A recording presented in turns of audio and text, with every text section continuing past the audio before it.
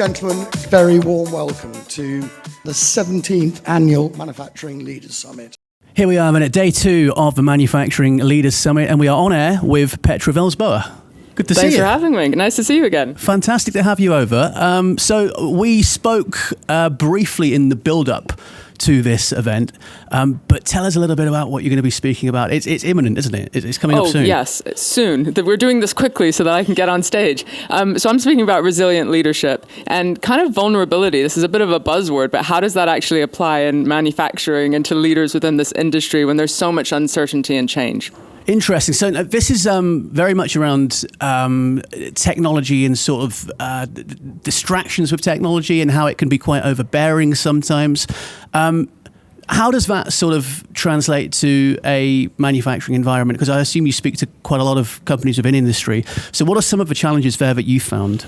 I mean, when it comes to the tech side of things, I think we're all being affected, right? So I recently wrote a book on digital well-being and tech addiction. I mean, there's the stuff in the industry, but then we're worried about our kids. It's affecting our relationships. We're doom scrolling. We're thinking about the worst parts of the world. So no wonder at work, like our nervous system's on fire as we have to make creative, innovative decisions, right? So how do we get people, it takes on average 23 minutes to refocus if you've been distracted, right? So that's going to affect our quality of work. So how do we have conversations about meeting culture, about the way we work, not just what we do? It's interesting, isn't it? So, presumably you'll be giving some tips for leaders about how to look out for this stuff. So what can they bear in mind when they've got big teams of people that that might be struggling, but sort of under the surface? Well, start with your culture long before you see people struggling. So often we're like, we've got the helpline, maybe we've got first aiders, or we've got somewhere to go when they're struggling.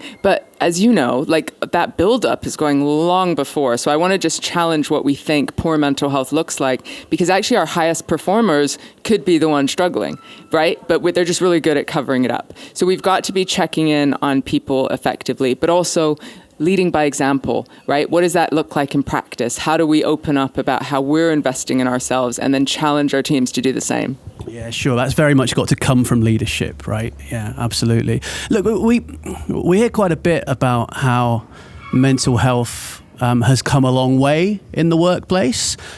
Would you say that's fair, or do you think we've still got quite a long way to go? With industries such as this, I think we still have a long way to go. There is lots that's been done to challenge stigma. Lots of the organizations will have some kind of mental health support. And when you say mental health, everyone nods and goes, oh, yes, I understand this one, right? But yet the stigma, there's a lot of men in the industry, not talking about emotions or not wanting to be seen as weak. Like that stuff is really rife. And so for me, it's about, again, how do we create mentally healthy cultures, not just think about what do we do when someone's on the edge. Yeah, sure. We have seen some really great recent examples of companies that are putting some good stuff into practice. But just interestingly, you say there specifically about this industry. Do you think it is behind the curve a little bit with this sort of stuff? I think industries that are a little bit old school, that have, you've got your front of house, you've got your back of house, you've got sites, it's very mixed, a mixed bag. It's hard to have just one consistent approach. So you might have an app, you might have a helpline, you've got these kind of buzzy benefits, but it's not filtering down to all the people, right, in the way that's the most useful for them. So we need to get that manager level really comfortable with checking in. I always talk about more than the weekend, the weather, and sports. It's because hey, I checked in on my people. I asked them how their weekend was. And you're like, do you know anything about them? Because they can just say fine, right? So I always think we need to ask more creative questions if we want to get actual real answers. I think you probably maybe touched on it a little bit there about in some of the stuff that you've already said. But when we talk about digital well-being, what do we actually mean by that? What do we actually mean by digital well-being? So there's lots of definitions because it's like the Wild West out there. But it's really about technology supporting our intentions. That's when we can feel well, right? And so I've got siblings that live all over the world. My daughter's at uni in Manchester. We can FaceTime, we can connect. That's when digital technology is supporting our intentions. But when we're doom scrolling, when we're on meetings that don't actually need to be there, they're not actually that efficient, when we're getting overwhelmed by tech, so techno-stress, AI, of course, is out there affecting lots of people, and it's no longer suiting our intentions, we're just getting frazzled by it, that's the opposite. But I love your question because it's like, what does good look like? what are our intentions for our missions, for our business, for our teams, for moving forward? And then is tech helping us, or is it taking away from connection and the other things that we need to be high-performing teams?